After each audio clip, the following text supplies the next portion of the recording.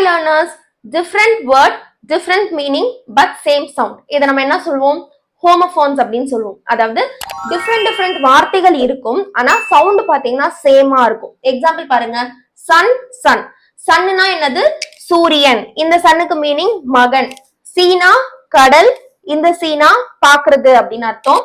டூனா இரண்டு. I have two apples, என்கிட்ட ரெண்டு ஆப்பிள் இருக்கு அப்படின்னு சொல்லும்போது too. He is too worrying, அவன் ரொம்ப கவலைப்படுறான் அப்படின்னு சொல்லும்போது ரொம்ப அப்படின்றத நம்ம ஸ்பெசிபிக்கா சொல்லும்போது டூ யூஸ் பண்ணுவோம். ரைட் அப்படின்னா அவன் சரியா இருக்கான், he is correct அப்படின்னு சொல்லும்போது நம்ம ரைட் யூஸ் பண்ணுவோம். இந்த ரைட் வந்து எழுதுறதுக்கு இப்ப நான் வந்து எழுதிட்டு இருக்கேன் இல்லையா, சோ அதுதான் வந்து ரைட். நோ அப்படின்னா ஐ நோ எவ்ரி திங், எனக்கு எல்லாமே தெரியும் அப்படின்னும் போது நம்ம நோ யூஸ் பண்ணுவோம்.